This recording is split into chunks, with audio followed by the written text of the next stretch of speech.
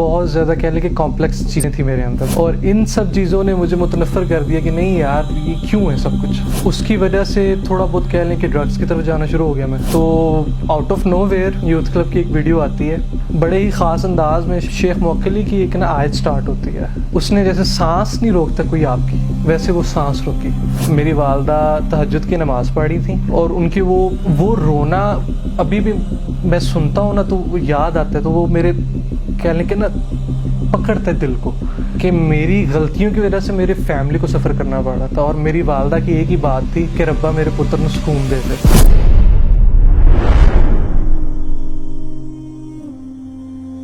Change basically बहुत ज़्यादा कह लें कि कॉम्प्लेक्स चीज़ें थी मेरे अंदर। मतलब कि मैं जिस फैमिली के अंदर पैदा हुआ वो एक फ़िरकावारियत बहुत ज़्यादा थी उनके अंदर। सेकेंडली जिनसे कुरान पाक पढ़ाया गया, नाजरा और तफसीर वगैरह पढ़ी गई, तो वो किसी और कह लें कि सेक्ट से बिलोंग करते थे। जो मेरा कह लें कि दोस्तों का सर्कल था वो किसी और सेक्ट से थे। तो बहुत ज़्यादा कह लें कि ना चीज़ें मिक्सअप थी उसके अंदर, और इन सब चीज़ों ने मुझे मुतनफ़र कर दिया कि नहीं यार ये क्यों है सब कुछ। अगर है तो डिफ़ाइन क्यों नहीं है, मतलब कि अल्लाह की ज़ात ने इन सब चीज़ों को डिफ़ाइन क्यों नहीं किया। इसकी वजह से फिर मैंने एक ख़ास पॉइंट पे आके लाइफ के फ़ॉलो करना छोड़ दिया चीज़ों को। जब फॉलो करना छोड़ा तो आहिस्ता आहिस्ता कह लें कि सबसे पहले कुरान पाक पढ़ना छोड़ दिया। फिर नाउज़ुबिल्लाह नमाज लाइफ से बिल्कुल ऐसे निकल गई कि इवन दैट कि जुम्मा तक नहीं था पढ़ता। उसकी वजह से थोड़ा बहुत कह लें कि ड्रग्स की तरफ जाना शुरू हो गया मैं। बहुत ज़्यादा सीरियस कंडीशन कह लें कि हो गई हुई थी। उसके बाद घर गया तो वालिदा के साथ मैंने टाइम स्पेंड करना शुरू किया, क्योंकि जब भी मेरी लाइफ में कोई इशू होते हैं तो फौरी तौर पे मैंने बचपन से ये सीखा कि मैं पेरेंट्स की तरफ मूव करता हूँ। तो जैसे ही मैं घर गया मैंने अपनी सिचुएशन एक्सप्लेन की तो मेरी वालिदा काफ़ी परेशान हो गई। कुछ अर्सा तो कह लें कि 2-3 हफ्ते तक तो बहुत मुश्किल टाइम रहा उनके लिए। जब ये सब कुछ चलता रहा रैंडमली मैं अपने कान में हैंड फ्री लगा के बस काम करना शुरू कर देता था। तो out of nowhere youth club की एक वीडियो आती है और वो बस टैब में लगी हुई है, वो शुरू हो जाती है।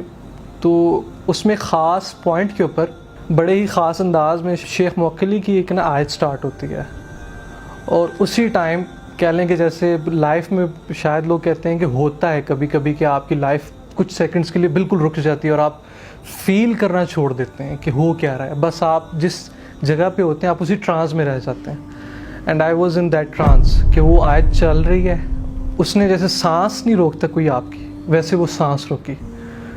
और मैं गिन के नहीं बता सकता कि मैंने वो कितनी दफ़ा वो आयत सुनी। उस चीज़ ने या उस आयत ने शायद इम्पेक्ट डालना था मेरी लाइफ में, लेकिन मुझे अभी तक इस चीज़ का जवाब नहीं था मिल पा रहा कि ये वीडियो आई कहाँ से मेरी फीड के अंदर।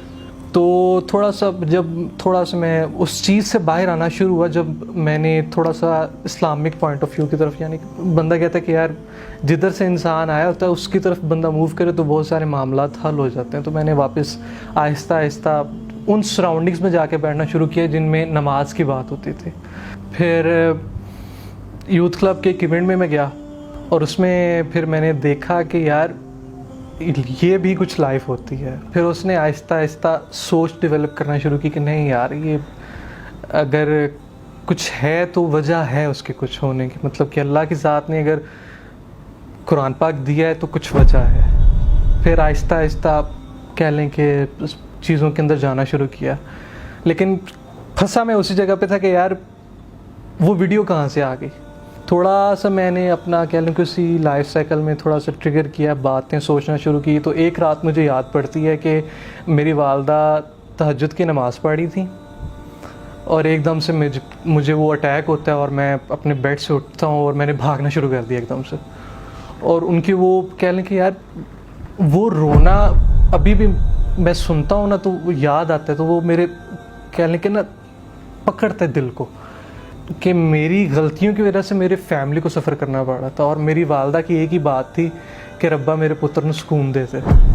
शायद उनकी दुआ इतनी दिल से निकली थी कि उस वीडियो के थ्रू मुझे यहाँ पे आना था। लेकिन मैं जानता तक नहीं था कि यूथ क्लब भी एग्जिस्ट करता है, कोई राजा ज़ियाउल हक साहब भी हैं जो कि इस तरह से लेक्चर देते हैं, कोई तोहा इब्न जलील भी है, कोई रियासत शाम भी है, बहुत सारे लोग भी हैं, लेकिन कभी जान ना पाता अगर ये सब कुछ मेरे साथ ना हुआ होता।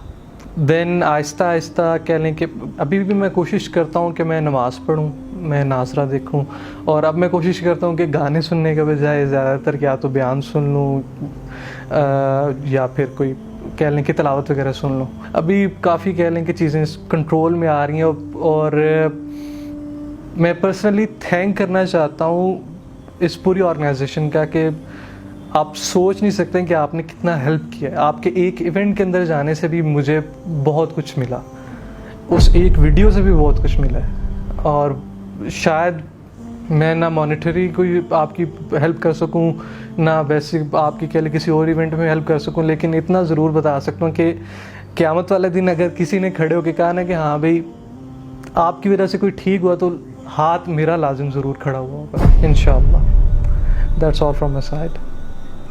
जज़ाकल्लाह।